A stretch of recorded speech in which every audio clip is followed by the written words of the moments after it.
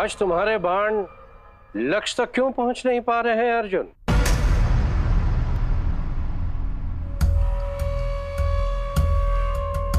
गुरुदेव, अंधेरा होने के कारण लक्ष्य स्पष्ट नहीं हो पा रहा है। मैं प्रातः पुनः अभ्यास करूंगा। समस्या अंधकार की नहीं, और न ही लक्ष्य में कोई दोष, और न ही कल की प्रतीक्षा करने का कोई अर्थ। यदि तुम्हारा मन अशांत रहेगा तो तुम्हारा अभ्यास असफल रहेगा अर्जुन। क्या मैं जान सकता हूं कि तुम्हारा मन आज इतना विचलित क्यों है? गुरुदेव, मैंने अपने प्रयत्न में कोई कमी नहीं की, परंतु मैं हार गया और वरुणास्त्र को प्राप्त नहीं कर पाया। तुम्हें पता है तुम क्यों हारे? क्योंकि भ्राता दुर्योधन छल का सहारा लेकर सरलता से जीत गया। यही सत्य है ना अर्जुन? गुरुदेव, इसका अर्थ यह है कि आपको यह सब ज्ञात था? मुझे हर क्षण की सूचना है अर्जुन। अब तुम्हारे मन में यह प्रश्न अवश्य आ रहा होगा कि जब मुझे सत्य का ज्ञान था कि फिर भी मैंने उन्हें विजेता घोषित क्यों किया?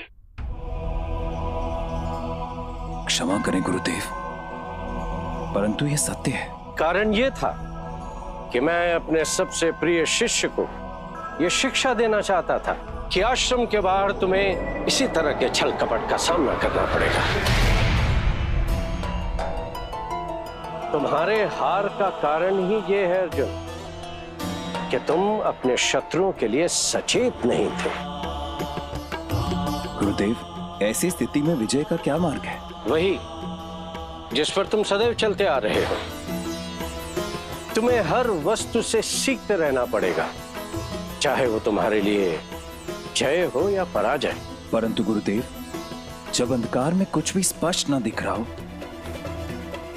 ऐसे में अभ्यास कैसे होगा? अंधेरा दुर्योधन के छल कपट की तरह है अर्जुन, यहाँ स्पष्ट कुछ भी नहीं दिखता।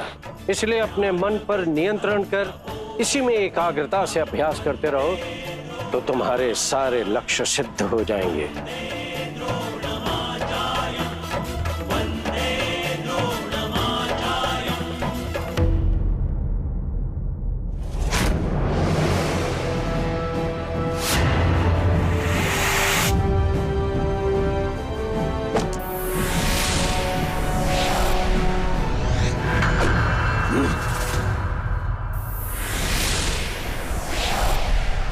यदि मनुष्य के मन अपना लक्ष्य प्राप्त करने का दृढ़ निश्चय तो उसे कोई नहीं रोक सकता। यदि ऐसे में उसे एक सक्षम गुरु का साथ मिल जाए जो उसका मार्गदर्शन करे तो वह अजय हो जाता है। अर्जुन निरंतर अपने लक्ष्य को प्राप्त करने में लगा है। वह हर क्षण अपने आप को पहले से अधिक निपुण और पराक्रमी बना रहा है।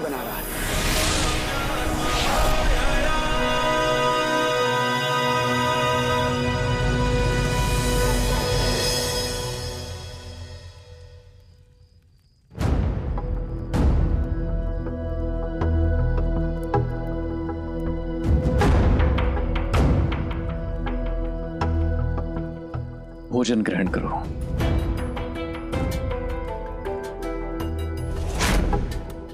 भ्राता भीम के बिना मुझसे भी भोजन नहीं किया जाएगा। पर क्षमा करें भ्राताश्री, भोजन तो हमसे भी नहीं किया जाएगा। परंतु हम भोजन का अपमान तो नहीं कर सकते ना नकुल सहदेव। भीम को गुरुदेव की आज्ञा का पालन करना ही होगा।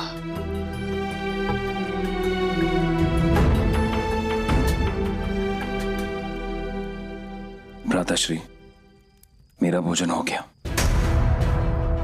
ओम इंद्र देवाय नमः। अर्जुन, इस अस्त्र में स्वयं इंद्र की शक्तियां समाहित हैं। ये लो अर्जुन, इंद्रास्त्र।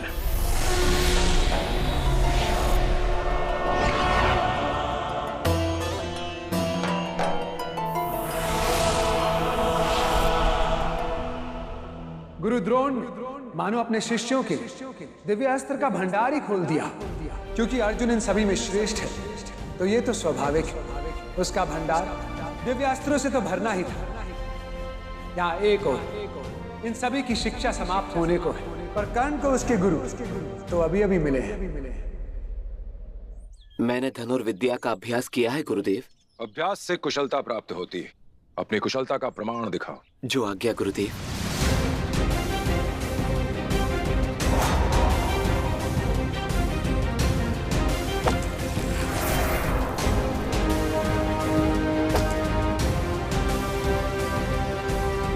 अपने धनुष बाण रख दो। जब तक तुम धनुर्विद्या सीखने के योग्य नहीं बन जाते, तुम्हें इनकी आवश्यकता नहीं पड़ेगी।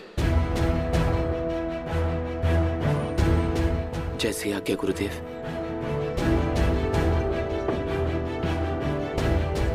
इस योग्यता को प्राप्त करने के लिए तुम्हें इस आश्रम के कठोर नियमों का पालन करना होगा। गुरुदेव, मैं सभी नियमों का पालन करने के लिए तैयार हूं। वो पर्वत देख रहे हो? प्रत्येक दिन सूर्योदय के पूर्व तुम्हें वहां तक जाना होगा और उसके शिखर पर पहुंचने के लिए पत्थरों को काट काट कर सीढ़ी का निर्माण करना होगा। परंतु ध्यान रहे, प्रत्येक सीढ़ी की ऊंचाई और चौड़ाई का आकार समान रहे और साथ ही तुम्हें धनुष बाण बनाना भी सीखना होगा। गुरुदेव, धनुष और बाण बनाना सीखना होगा? धनुर्विद्या एक कला है और तुम्हें सर्वश्रेष्ठ धनुर्धर बनने के लिए उसके निर्माण की विधि को जानना भी आवश्यक है। जैसी आपकी आज्ञा गुरुदेव। इसके अतिरिक्त प्रत्येक दिन तुम्हें मेरे साथ ध्यान साधना में बैठना होगा। गुरुदेव, ये मेरा सौभाग्य है। तुम्हारे अभ्यास का समय प्रारंभ हो चुका है, समय व्यर्थ मत करो।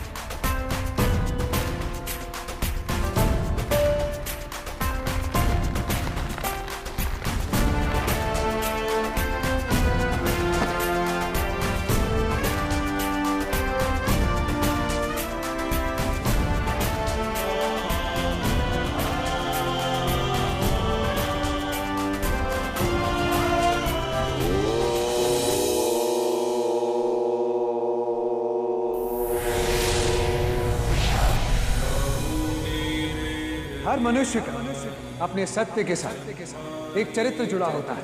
कर्ण अपने गुरु से अपने सत्य को छिपाकर एक ऐसा चरित्र जी रहा है जो वास्तव में है ही नहीं। जब मनुष्य अपने सत्य को छिपाकर किसी दूसरे के समान होने का दिखावा करता है, वो एक घातक सिद्ध होता है। कर्ण अपने झूठे व्यक्तित्व को साधन बनाकर अपने गुरु से ज्ञान प्राप्त कर रहा है। कर्ण ने अपने बाणों से अपने गुरु परशुराम को अपना लक्ष्य बना लिया।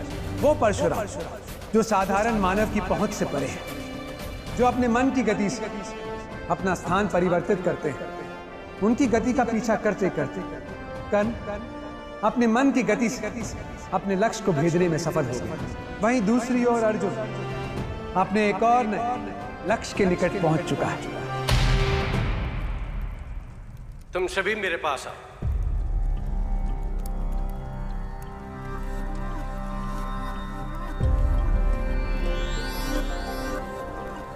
ये कक्ष इस गुरुकुल में हस्तिनापुर के युवराजों के जीवन के अंतिम अध्याय के लिए बना है।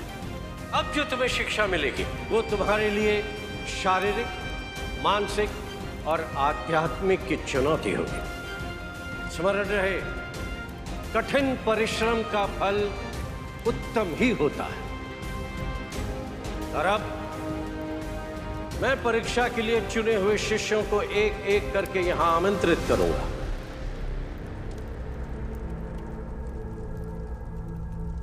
युधिष्ठिर,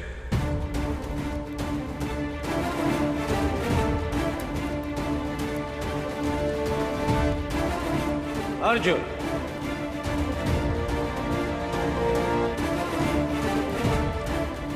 अश्वत्थामा,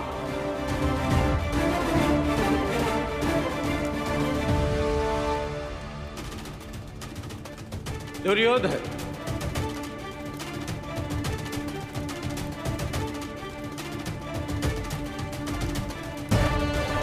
एवं भीम।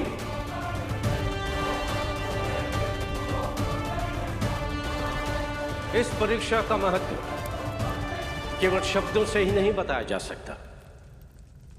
इस परीक्षा में, इस गुरुकुल में सिखाए तुम्हारे हर ज्ञान, हर विद्या की परख होगी।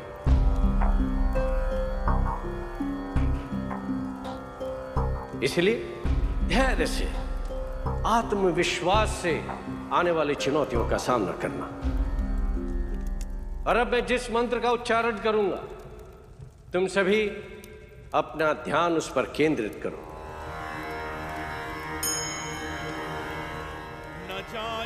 ओम श्री पूर्णमदः पूर्णमिंद पूर्णात्म पूर्णमदस्यते पूर्णस्य पूर्णमादाय पूर्णमेवावशिष्यते।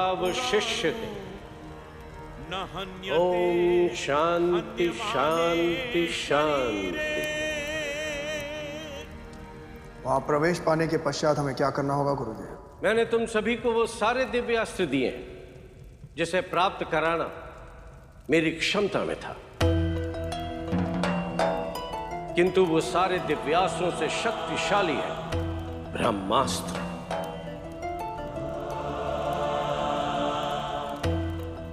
वो मैं तुम्हें नहीं दिला सकता, अपितु तुम्हें स्वयं अर्जित करना होगा।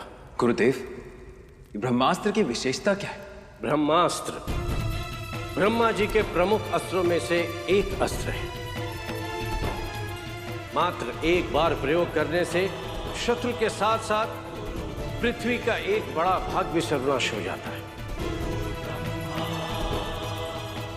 क्योंकि इस अस्त्र में ब्रह्मांड की शक्ति है। गुरुदेव, ब्रह्मास्त्र प्राप्त करने का मार्ग क्या है? ब्रह्मास्त्र का वास इस लोक में नहीं है। इसके लिए तुम्हें ब्रह्मलोक जाना होगा, अर्थात ब्रह्म का लोक, जहां आत्मज्ञान का समावेश है। ब्रह्मदेव ने स्वयं इस अद्वितीय लोक का निर्माण किया था। परंतु गुरुदेव, हम उस लोक तक पहुंचेंगे कैसे? इसके लिए तुम्हें उस लोक को समझना होगा वत्स। वो लोक इस संसार का प्रतिबिंब है, किंतु वहां का आधार, उसके नियम, उसकी शक्ति, वहां का व्यवहार इस सांसारिक व्यवस्था से भिन्न है। वहां भौतिक नहीं, अपितु सूक्ष्म शरीर द्वारा ही प्रवेश किया जा सकता है। वहां प्रवेश करने के पश्चात हमें क्या करना होगा गुरुदेव? प्रतिबिंबित संसार में ब्रह्म ज्ञान शोध के रूप में तुम्हें एक वृक्ष दिखाई देगा, ब्रह्म का वृक्ष। उसी वृक्ष से तुम्हें ब्रह्मास्त्र की प्राप्ति होगी।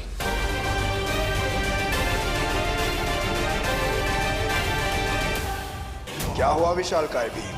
इस लोक में आके तुम्हें अपने बल और पराक्रम पर विश्वास नहीं रहा क्या? भीम! भीम! भ्राता भीम!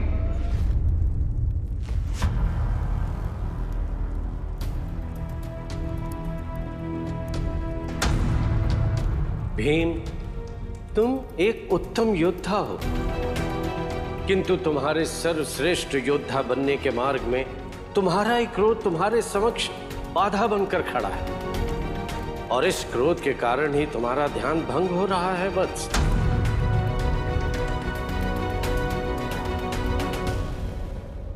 हमें अपनी संपूर्ण शक्ति का प्रयोग करना होगा, तभी इस खाई को पार कर पाएंगे। ठीक है, तो प्रथम प्रयास कौन करेगा? मैं पहले जाऊंगा और ब्रह्म तरु के निकट पहुंचकर आप सभी की प्रतीक्षा करूंगा। क्षमा करना मित्र, यदि तुम लोगों की चर्चा समाप्त हो गई हो तो आ जाना ब्रह्म वृक्ष के पास।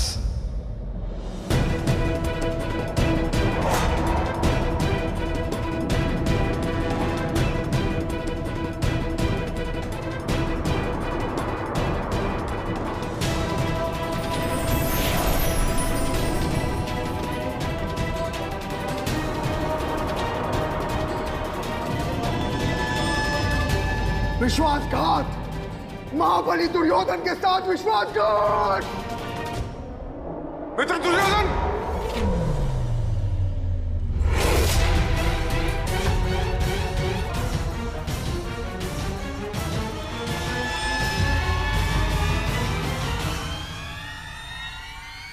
ब्रह्म वृक्ष तक पहुंचना इतना सरल भी नहीं है। वहां तक पहुंचने के लिए हमें अपनी संपूर्ण शक्ति का प्रयोग करना होगा। मित्र दुर्योधन ने हमें मार्ग दिखाया है। मैं अपने मित्र के बलिदान को व्यर्थ नहीं होने दूंगा। मैं पार करूंगा इस खाई को।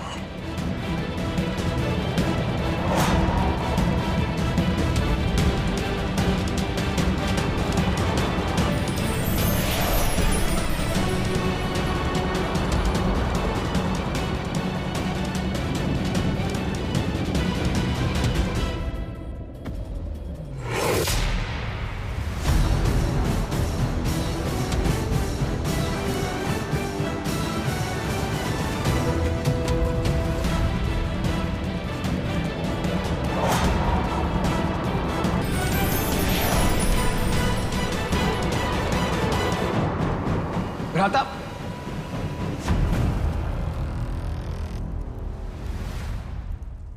भ्राता युधिष्ठिर, दुर्योधन और अश्वत्थामा जैसे महाबली इस खाई को लांघ नहीं पाए। इसका अर्थ यह है कि यहां पे बल का महत्व नहीं है, लेकिन मैं ज्ञान तरु तक पहुंचूंगा कैसे?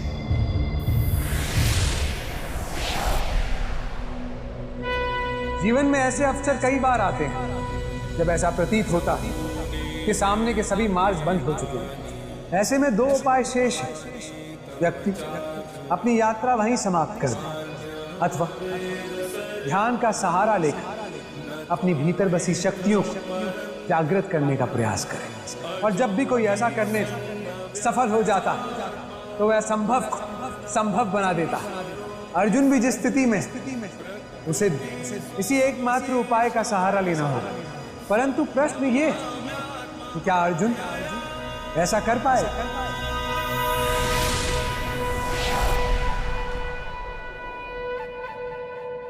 और अब मैं जिस मंत्र का उच्चारण करूंगा, तुम सभी अपना ध्यान उस पर केंद्रित करो। ओम श्री पूर्णमदः पूर्णमिंद पूर्णात्म पूर्णमदस्यते। ओम शांति शांति शांति। ब्रह्म तरु तक पहुंचने का मुझे रास्ता मिल गया।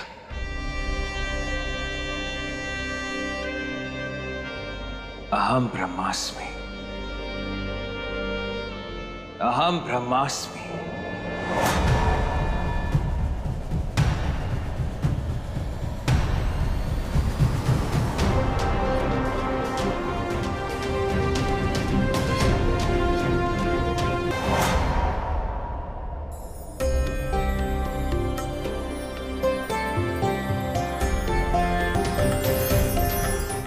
प्रणाम गुरुदेव। अर्जुन, क्या तुम्हें सफलता मिली?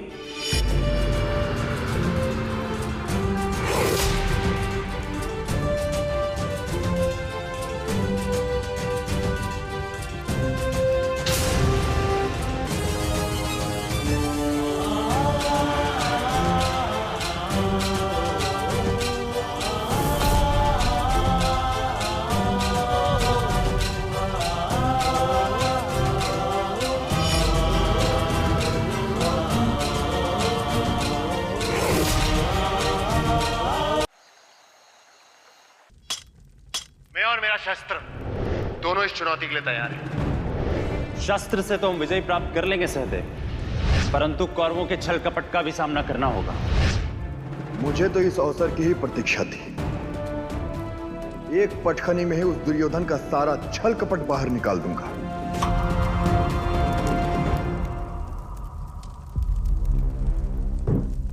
क्या हुआ अर्जुन? किस गहरी सोच में डूबे? भ्राताश्री, माता कुंती ने कुरुवंश के लिए बहुत बलिदान दिए हैं, लेकिन उन्हें वे सम्मान नहीं मिला जो उन्हें मिलना चाहिए था। लेकिन कल की प्रतियोगिता एक अवसर है जिससे हम उनका शीश गर्व से ऊंचा कर सकते हैं। जैसे ही हो।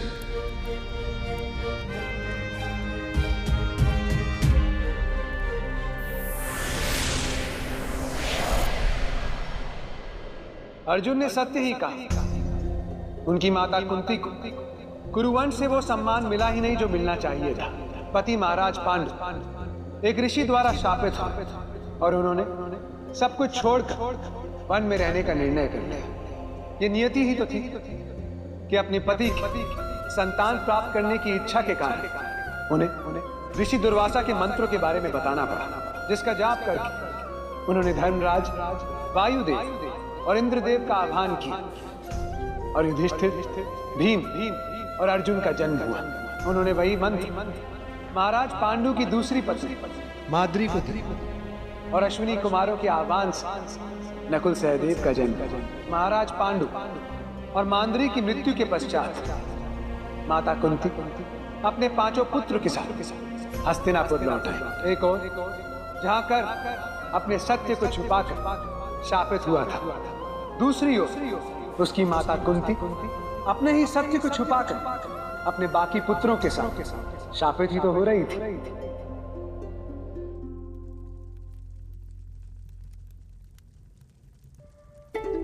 सेवक, क्या तुम्हें ज्ञात है कि कई वर्षों के बाद मेरा पुत्र दुर्योधन अपने सभी भाइयों के साथ वापस लौट रहा है? ये सत्य है, मैं नेत्रहीन हूं, परंतु उन्हें स्पर्श करके तो देख ही सकता हूं।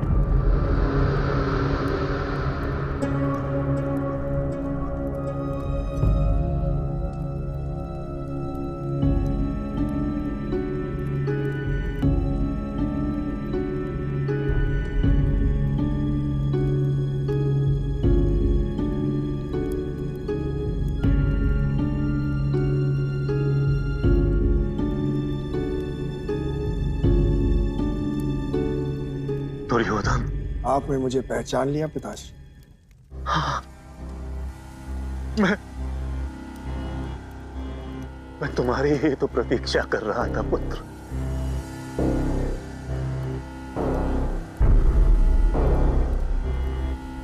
परंतु तुम्हें तो इस समय गुरुकुल में होना चाहिए था।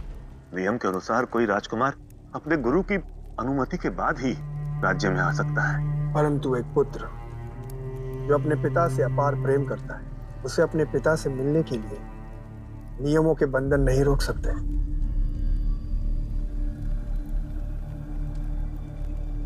आपसे दूर रहने का कष्ट तो मुझे भी होता है पिताश्री, परंतु जब मुझे आपके विरुद्ध षड्यंत्र का पता चला तो मैं चला आया। षड्यंत्र? ऐसा षड्यंत्र? पिताश्री, कुछ लोग हैं जो आपको सम्राट के पद से हटाकर और मेरी जगह उस युधिष्ठिर को युवराज बनाना चाहते हैं। किंतु मैं ऐसा होते हुए देख नहीं सकता। किंतु ये सत्य है पुत्र कि मुझे राज्य इसलिए मिला था क्योंकि मेरे भ्राता महाराज पांडु की अकस्मात मृत्यु हो गई थी और अब पांडु के ज्येष्ठ पुत्र युधिष्ठिर राज्य संभालने योग्य हो गए हैं। और अब तक मैंने जो भी शासन किया है वो पितामह और विदुर की सहायता से ही किया है और अब मुझे उनके मत का सम्मान करना चाहिए। नहीं पिताश्री, आपका पुत्र भी योग्य है। आपको उनके मत का सम्मान नहीं अपितु अपना अधिकार सिद्ध करना चाहिए। सम्राट आप है, पितामह नहीं। परंतु ऐसा करना क्या पितामह भीष्म की अवज्ञा ना होगी? उन्होंने हमारे लिए इतना त्याग किया है पुत्र। उनके त्याग करने का अर्थ ये नहीं है कि उन्हें आपके और मेरे साथ अन्याय करने का अधिकार मिल गया है। और यदि आप उन्हें नहीं रोक सकते तो मैं बलपूर्वक अपना अधिकार छीन लूंगा, भले उसके लिए मुझे अपने प्राण को संकट में क्यों न डालना पड़े।